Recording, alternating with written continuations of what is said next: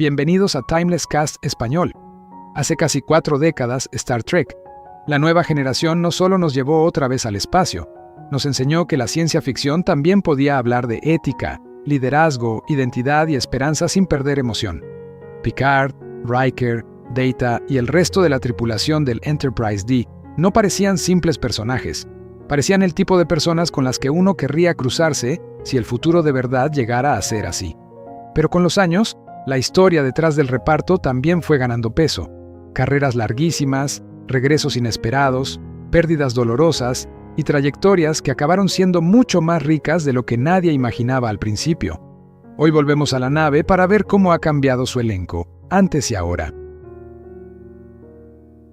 Jean-Luc Picard nunca fue el capitán más ruidoso de la ciencia ficción, pero quizá por eso terminó siendo uno de los más admirados. Jean-Luc Picard fue interpretado por Patrick Stewart, nacido el 13 de julio de 1940 en Mirfield, Yorkshire.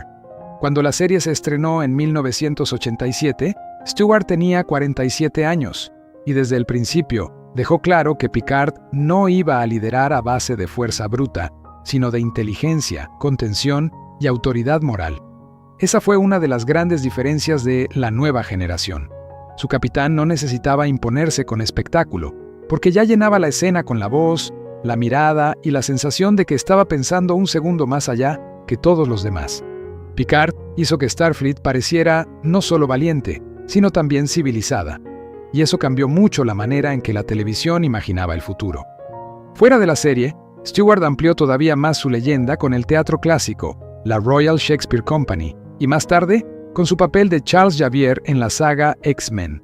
Fue nombrado caballero por Isabel II en 2010, y en marzo de 2026 tiene 85 años. A estas alturas, Picard ya no parece solo un personaje querido, parece una forma muy concreta de entender el liderazgo. Will Riker tenía el carisma más evidente del puente, pero Jonathan Frakes consiguió que no se quedara solo en eso. William Thomas Riker fue interpretado por Jonathan Frakes, nacido el 19 de agosto de 1952 en Bellefonte, Pensilvania. Tenía 35 años cuando la nueva generación empezó en 1987, y su personaje entró con esa mezcla tan reconocible de seguridad, energía y encanto que podía haberlo dejado en el típico segundo al mando atractivo. Pero no fue así. Riker terminó siendo mucho más interesante porque la serie le permitió mostrar lealtad, conflicto, ambición contenida y también una relación emocional muy importante con Deanna Troi. Muchas veces era el hombre de acción del Enterprise, sí, pero también era el que tenía que vivir con la tensión de poder mandar su propia nave y aún así elegir quedarse. Lo mejor de Frakes es que su vínculo con Star Trek no terminó delante de la cámara. Se convirtió en uno de los directores más influyentes de la franquicia, dirigiendo episodios de varias series y también películas como Star Trek: First Contact. En marzo de 2026 tiene 73 años y sigue siendo una figura central del universo Trek. Lo suyo ya no es solo nostalgia, es parte de la arquitectura misma de la franquicia moderna. Geordi LaForge era el ingeniero que resolvía lo imposible sin necesidad de parecer un superhéroe, y ahí estaba buena parte de su encanto. Geordi fue interpretado por LeVar Burton, nacido el 16 de febrero de 1957 en Landstuhl, entonces Alemania Occidental. Burton tenía 30 años cuando la serie arrancó en 1987. Lo interesante de Geordi es que nunca fue solo el experto técnico. La serie usó su visor para hablar de percepción, limitación, vulnerabilidad e ingenio, y eso hizo que el personaje tuviera una dimensión mucho más humana. Geordi era brillante, sí, pero también era un hombre que cargaba con responsabilidades enormes y que muchas veces salvaba al Enterprise sin convertir cada solución en un gesto heroico exagerado. Además, su amistad con Data terminó siendo una de las relaciones más bonitas y más constantes de toda la serie. Antes de Starfleet, Burton ya era una figura importantísima por Roots y por Reading Rainbow, un proyecto que definió la televisión infantil en Estados Unidos durante décadas y le dio numerosos premios Daytime Emmy y un Peabody. En marzo de 2026 tiene 69 años y sigue activo como actor, director, narrador y defensor de la alfabetización. Su regreso como un Geordi mayor en Star Trek, Picard terminó de reforzar algo que ya estaba claro desde hace años. Pocos ingenieros del género han sido tan inspiradores como él. Data podía haber sido solo el androide del grupo, pero Brent Spiner lo convirtió en una de las preguntas más bonitas de toda la serie. Data fue interpretado por Brent Spiner, nacido el 2 de febrero de 1949 en Houston, Texas. Tenía 38 años cuando la serie se estrenó en 1987. Lo que hacía inolvidable al personaje no era solo que fuera una máquina intentando ser humano, sino la forma en que esa búsqueda nunca parecía ridícula ni fría. Data quería entender el humor, la amistad, la ternura, el arte y hasta el duelo, y eso hacía que muchas de sus historias fueran mucho más emocionales de lo que uno esperaba.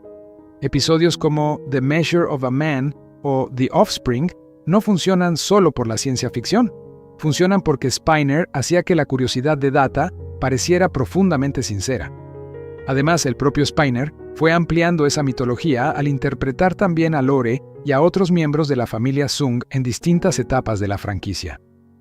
Fuera de Star Trek, y también dejó huella en películas como Independence Day y en trabajos de comedia. En marzo de 2026 tiene 77 años, y Data sigue siendo, probablemente, uno de los mejores retratos de identidad y humanidad que ha dado la ciencia ficción televisiva. Worf parecía representar la fuerza, pero con el tiempo quedó claro que su historia iba mucho más de pertenencia que de combate. Worf fue interpretado por Michael Dorn, nacido el 9 de diciembre de 1952 en Luling, Texas. Tenía 34 años cuando empezó La Nueva Generación en 1987. En pantalla, Worf destacaba inmediatamente por ser el primer Klingon en servir en la flota estelar, pero la serie no se conformó con dejarlo en símbolo. Su gran conflicto era otro: vivir entre dos mundos, intentar honrar una tradición que apenas había podido habitar de verdad y sostener un código moral que muchas veces lo aislaba del resto. Por eso sus mejores historias no iban solo de lucha, sino de reputación, soledad, disciplina y sacrificio. Michael Dorn llevó ese viaje mucho más allá de la serie, porque Worf siguió creciendo en las películas y después en Deep Space Nine. En marzo de 2026, Dorn tiene 73 años y sigue siendo uno de los rostros más sólidos de toda la franquicia. En el fondo, Worf dejó una idea bastante poderosa. La verdadera fuerza no tiene que ver con la rabia, sino con la capacidad de sostener un principio incluso cuando te rompe por dentro. Beverly Crusher aportaba algo que Star Trek siempre ha necesitado y no siempre ha sabido equilibrar: compasión sin debilidad. Beverly fue interpretada por Gates McFadden, nacida el 2 de marzo de 1949 en Cuyahoga Falls, Ohio. Tenía 38 años cuando la serie se estrenó en 1987. Beverly era médica, científica, madre y oficial, y lo interesante es que nunca parecía que la serie tuviera que elegir una sola de esas facetas. Podía enfrentarse a un dilema ético, proteger a su hijo, discutir con Picard o resolver un caso médico imposible sin perder autoridad en ningún momento. Esa mezcla de calidez y firmeza hizo que el personaje se sintiera muy completo, y con los años, muchos episodios centrados en ella han ganado bastante peso en el recuerdo de los fans. Fuera de la serie, McFadden arrastraba una sólida formación en teatro y movimiento escénico, y eso se notaba en cómo ocupaba el espacio en pantalla, sin estridencia, pero con una autoridad clarísima. También trabajó como coreógrafa antes de consolidarse como actriz. En marzo de 2026 tiene 77 años y sigue muy vinculada a la franquicia. Beverly permanece como una prueba de que, incluso en el futuro, la empatía sigue siendo una forma de valentía. Majel Barrett fue una de las figuras más fundamentales de todo el universo Star Trek, y en La Nueva Generación cargó con ese legado de una forma muy particular. Majel Barrett, nacida el 23 de febrero de 1932 en Cleveland, Ohio, tenía 55 años cuando La Nueva Generación se estrenó en 1987, y lo fascinante en su caso es que estaba en la serie de dos maneras completamente distintas. Por un lado, para millones de espectadores era la voz del ordenador del Enterprise D, calmada, precisa y tan inseparable de la nave como sus propios pasillos. Por otro, interpretaba a Lwaxana Troi, y un personaje que parecía estar en el extremo opuesto: exuberante, imprevisible, intensísima y a menudo capaz de desarmar a cualquiera con una sola frase.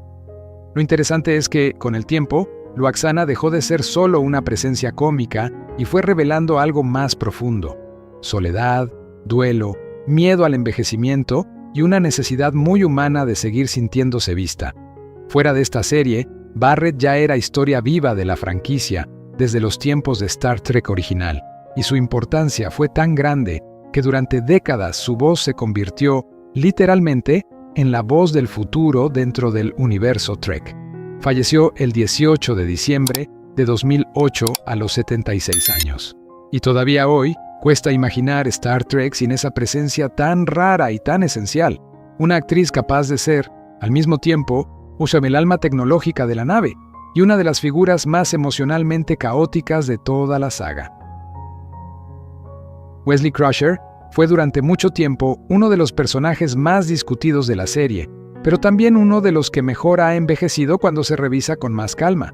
Wesley Crusher fue interpretado por Wil Wheaton, nacido el 29 de julio de 1972 en Burbank, California. Tenía solo 15 años cuando la serie arrancó en 1987, y eso ya explica bastante del peso que llevaba encima el personaje. Wesley representaba talento precoz, presión, expectativas imposibles y la sensación de estar creciendo demasiado deprisa dentro de un entorno que exigía excelencia constante. Por eso provocó tanta división entre los fans. Para algunos era el chico prodigio que abría la puerta a nuevas generaciones, para otros, y el recordatorio incómodo de que incluso en el futuro se puede pedir demasiado a alguien muy joven. Pero en sus mejores momentos, el personaje tenía bastante más verdad de la que muchas veces se reconocía, sobre todo cuando la serie lo mostraba no como el genio del puente, sino como un chico que todavía estaba aprendiendo a equivocarse. Fuera de la pantalla, Wheaton vivió el coste real de haber sido actor infantil y luego habló con bastante honestidad sobre ello, especialmente en temas de salud mental, familia y trauma. De adulto, reconstruyó su carrera como actor, escritor y una voz muy activa dentro del fandom. En marzo de 2026 tiene 53 años, y Wesley ya no se ve tanto como un problema de guión, sino como una de las historias de crecimiento más humanas y más vulnerables de toda la serie. Miles O'Brien empezó casi como un hombre de fondo, y acabó convirtiéndose en uno de los rostros más humanos de todo el universo Trek. Miles O'Brien fue interpretado por Colm Meaney, nacido el 30 de mayo de 1953 en Dublín, Irlanda. Tenía 34 años cuando la nueva generación empezó en 1987. Lo que hacía especial a O'Brien era justamente que no parecía construido como héroe principal. No era el capitán, ni el androide brillante, ni el Klingon imponente. Era un profesional competente, cansado a veces, leal, práctico y profundamente reconocible. O'Brien aportaba algo que muchas veces equilibra muy bien la ciencia ficción: el punto de vista del trabajador, el del hombre que mantiene la maquinaria funcionando mientras otros toman las decisiones más visibles. Y eso hacía que la flota estelar pareciera menos abstracta y más real. Con el tiempo, su importancia creció muchísimo, sobre todo más adelante en Deep Space Nine, pero la nueva generación ya había dejado sembrado lo esencial: la idea de que el futuro también se construye con gente normal, no solo con figuras legendarias.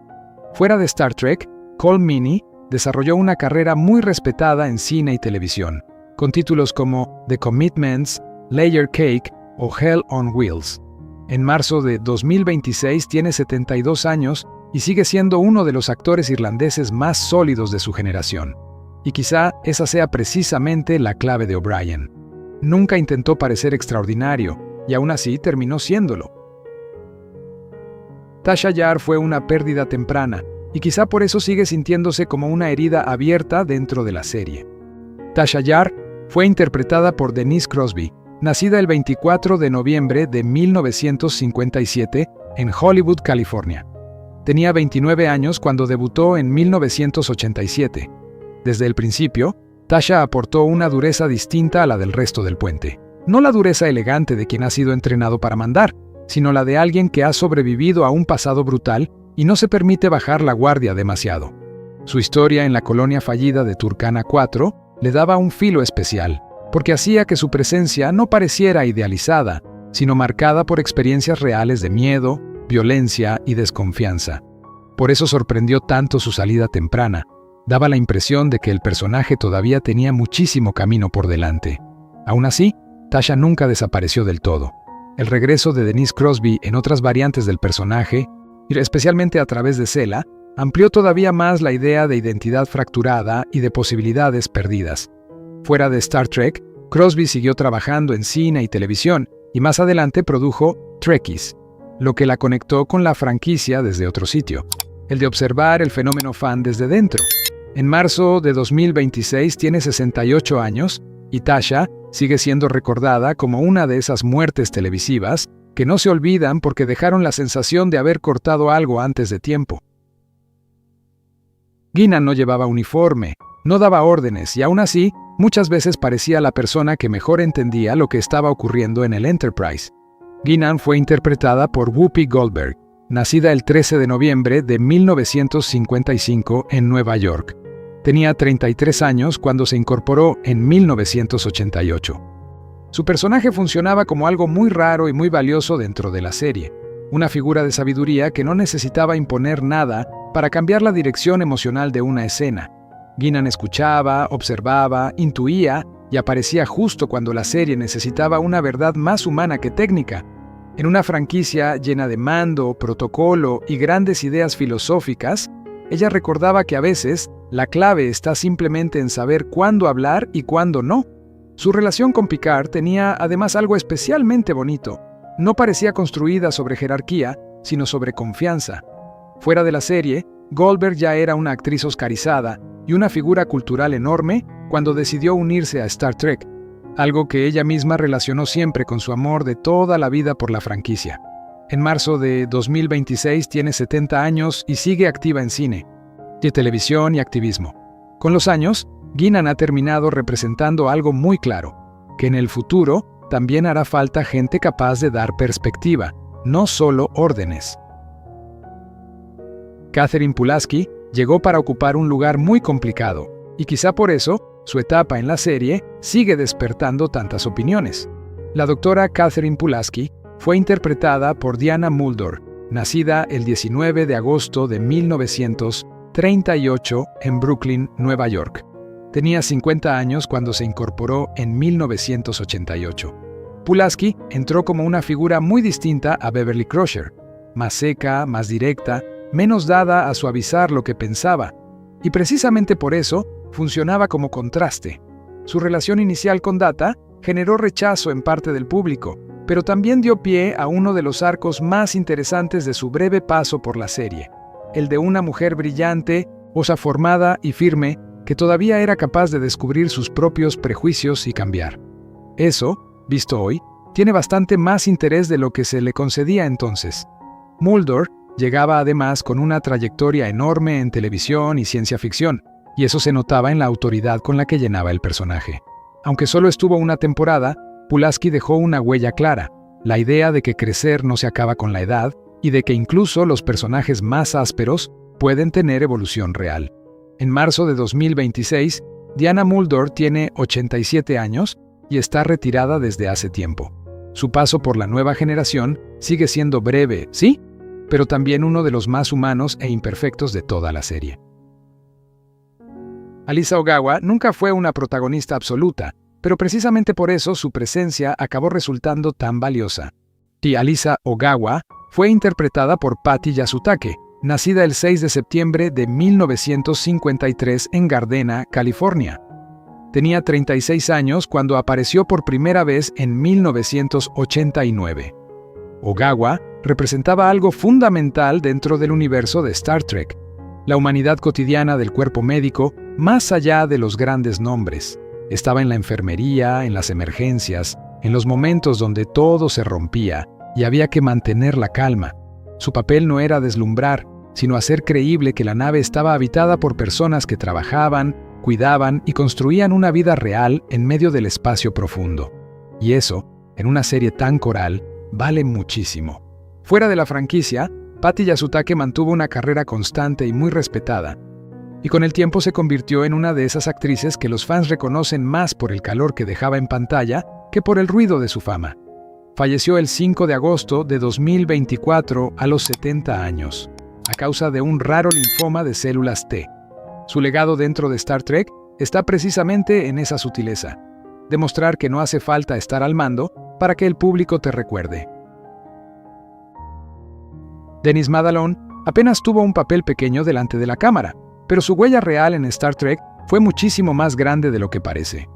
Dennis Madalone, nacido el 29 de septiembre de 1954, apareció en La Nueva Generación en el episodio The High Ground, como un terrorista ansata. Tenía 35 años cuando participó en una de las historias más políticamente incómodas de toda la serie, una donde la violencia, la ocupación y la ambigüedad moral se trataban con un tono bastante menos cómodo de lo habitual. Su papel en pantalla era breve, pero ayudaba a que aquel conflicto no pareciera una caricatura. Ahora bien, lo importante en su caso venía sobre todo detrás de las cámaras. Madalone se convirtió en uno de los coordinadores de especialistas y dobles más importantes de la franquicia, trabajando extensamente en The Next Generation, Deep Space Nine, Voyager y Enterprise. Gran parte de la fisicidad del universo Trek, del modo en que los combates y los riesgos se sentían reales sin romper el tono de la serie, pasó también por su trabajo. En marzo de 2026 tiene 71 años, y su legado vive precisamente ahí, en ese tipo de contribución que no siempre se ve a primera vista, pero que hace que todo el mundo de la serie se sienta más sólido. Ro Laren llegó tarde, pero tardó muy poco en convertirse en uno de los personajes más intensos y más difíciles de olvidar. Ro Laren fue interpretada por Michelle Forbes, nacida el 8 de enero de 1965 en Austin, Texas. Tenía 26 años cuando se incorporó a la serie en 1991. Desde el principio, Ro traía consigo rabia, o desconfianza y una herida política muy concreta, la ocupación cardassiana de Bajor. Y eso la hacía distinta del resto de oficiales de la flota porque no intentaba esconder el dolor ni encajar del todo dentro de una estructura que muchas veces le pedía más obediencia que comprensión. Su relación con Picard funcionaba muy bien precisamente por eso. Él representaba un ideal institucional muy fuerte y ella obligaba a la serie a preguntarse qué ocurre cuando ese ideal no basta para explicar una vida marcada por el desplazamiento y el trauma.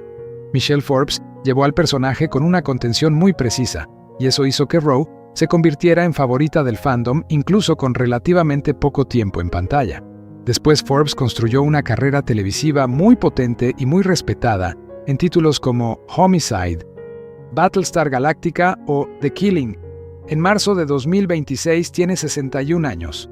Ro Laren sigue siendo una de esas figuras Trek que recuerdan algo incómodo pero muy verdadero. La lealtad no siempre es una decisión sencilla y a veces la desobediencia también nace del dolor. Keiko O'Brien introdujo algo que la franquicia necesitaba mucho más de lo que a veces se reconoce: una mirada civil y familiar dentro del futuro. Keiko O'Brien fue interpretada por Rosalind Chao, nacida el 23 de septiembre de 1957 en Anaheim, California. Tenía 34 años cuando apareció por primera vez en La Nueva Generación en 1991. Keiko no estaba ahí para ocupar un rango militar ni para asumir una posición de mando, y precisamente por eso era tan importante. Como botánica, científica y más tarde esposa y madre dentro del universo Trek, aportaba una dimensión distinta a la vida en la flota, la de quienes también construyen futuro sin hacerlo desde el puente de mando. Sus historias hablaban de trabajo, adaptación, soledad, pareja y familia, y eso ayudaba a que el universo de la serie pareciera más completo. Más adelante, Deep Space Nine amplió muchísimo su papel y confirmó lo valiosa que era esa perspectiva. Fuera de Star Trek, Rosalind Chao desarrolló una carrera muy respetada en cine y televisión, con títulos como The Joy Luck Club o Mulan. En marzo de 2026 tiene 68 años y sigue activa. Keiko permanece como un recordatorio bastante bonito de que el futuro no pertenece solo a los héroes, también pertenece a quienes intentan vivir en él con normalidad. Q fue, probablemente, la forma más divertida y más cruel que tuvo Star Trek de ponerse a prueba a sí misma. Q fue interpretado por John Delancey, nacido el 20 de marzo de 1948 en Filadelfia, Pensilvania. Tenía 39 años cuando debutó en 1987. Desde su primera aparición, Q dejó claro que no era simplemente un villano. Era algo mucho más incómodo, una especie de examinador cósmico que obligaba a Picard y a la humanidad a enfrentarse a sus propios límites. Sus apariciones eran teatrales, brillantes, filosóficas y muchas veces profundamente irritantes, pero justo ahí estaba su valor. Q no amenazaba solo con poder, amenazaba con preguntas. Y en una serie tan preocupada por lo que la humanidad podría llegar a ser, él servía como recordatorio constante de que todavía había mucho por demostrar. John Delancey le dio al personaje una inteligencia escénica muy rara y una ironía que lo volvieron irrepetible. Fuera de Star Trek, mantuvo una carrera amplia en televisión, cine y doblaje. En marzo de 2026 tiene 78 años y sigue siendo uno de los nombres más inseparables del universo Trek. Q deja una sensación muy clara. El futuro puede aspirar a ser mejor, sí, pero siempre habrá alguien dispuesto a preguntarnos si realmente nos lo hemos ganado. Alexander Rozhenko convirtió la idea del legado Klingon en algo mucho más doloroso de lo que parecía desde fuera. Alexander fue interpretado por Brian Bonsall, nacido el 3 de diciembre de 1981 en Torrance, California. Tenía solo 10 años cuando apareció en La Nueva Generación en 1991. Lo que hacía interesante al personaje era que mostraba el peso del honor Klingon desde el lado menos épico y más humano, el de un niño que no encaja del todo con la herencia que se espera de él. Su relación con Worf estaba llena de distancia, frustración y malentendidos, y por eso resultaba tan triste. No era solo una historia entre padre e hijo, era una historia sobre lo difícil que puede ser heredar una identidad que no has pedido y una forma de amor que no sabes reconocer. Después de dejar la actuación en los 90, Bonsall se alejó de Hollywood y más tarde se dedicó a la música. En marzo de 2026 tiene 44 años y vive bastante fuera del foco. Alexander sigue siendo uno de esos personajes secundarios que dejan una impresión más honda de lo que parece, precisamente porque obliga a mirar el heroísmo de los adultos desde la herida de los hijos. Greg Barclay parecía el menos preparado para Starfleet, y justo por eso terminó siendo uno de los personajes más humanos de toda la franquicia. Reginald Greg Barclay fue interpretado por Dwight Schultz, nacido el 24 de noviembre de 1947 en Baltimore, Maryland. Tenía 42 años cuando apareció por primera vez en 1990. Barclay se apartaba por completo del modelo clásico de oficial de la flota. Nervioso, inseguro, torpe en lo social y demasiado propenso a refugiarse en su propia imaginación. Pero esa era la clave. En un universo lleno de gente brillante, segura y funcional, Barclay recordaba que incluso en el futuro seguirán existiendo la ansiedad, la vergüenza, el miedo al fracaso y la dificultad de encajar.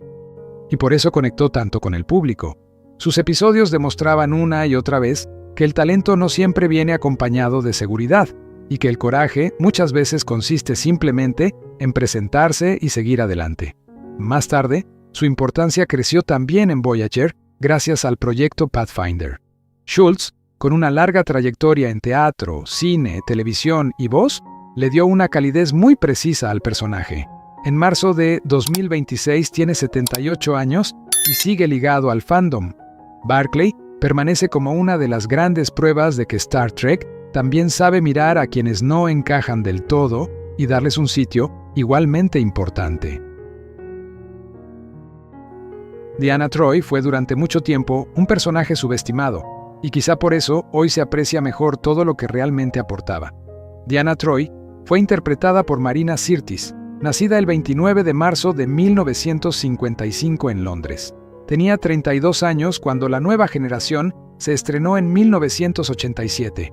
En una serie tan centrada en deber, razón y diplomacia, Troi servía para recordar algo básico, que las emociones también son información. Su papel no era simplemente detectar sentimientos, sino traducir el impacto humano de lo que estaba ocurriendo en la nave, en negociaciones, en contactos con otras especies o dentro del propio equipo. Y cuando la serie le daba espacio real, quedaba bastante claro que era más fuerte y más compleja de lo que a veces se decía en las valoraciones más superficiales del personaje. Fuera de la serie, Marina Sirtis se convirtió en una de las figuras más queridas y francas del universo Trek muy conocida por su humor directo y su cercanía con los fans. En marzo de 2026 tiene 70 años y sigue activa.